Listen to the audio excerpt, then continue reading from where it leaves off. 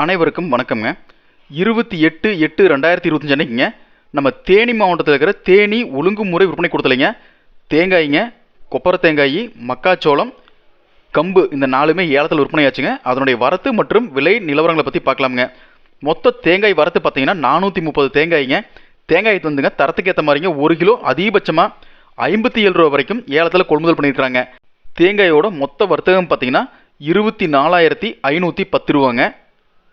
அது அடுத்தபடியாங்க கொப்பரை ஏலம் நடந்ததுங்க. கொப்பரை மொத்த வரத்து பார்த்தீங்கன்னா 819 கிலோங்க. கொப்பரை தரத்துக்கு ஏற்ற மாதிரிங்க 1 கிலோ குறைந்தபட்சமாக 151 ரூபாயில் இருந்துங்க அதிகபட்சமாக 1 கிலோ 213 ரூபா வரைக்கும் ஏலத்தில் கொள்முதல் பண்ணியிருக்கிறாங்க. மொத்த கொப்பரையோட வர்த்தகம் பார்த்தீங்கன்னா 1,61,360 ரூபாங்க. அடுத்தபடியாக பார்த்தீங்கன்னா கம்பு ஏலம் நடந்ததுங்க. கம்பு மொத்த வரத்து பார்த்தீங்கன்னா 1,230 கிலோங்க.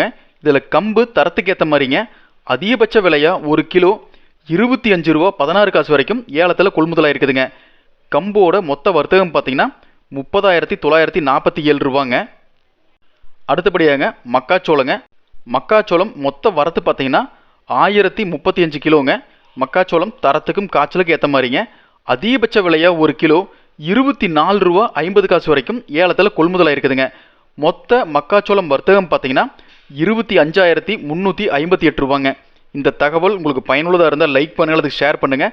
மறக்காமல் நம்ம ஏக்யூஎஸ்சி குரூப் யூடியூப் சேனலை சப்ஸ்கிரைப் பண்ணி பெல் ஐக்கானை ப்ரெஸ் பண்ணிக்கங்க. அதே மாதிரி நீங்கள் ஃபேஸ்புக்கில் பார்த்தீங்கன்னா பஞ்சாயத்து டேட்டா பேஜை ஃபாலோ பண்ணிக்கங்க.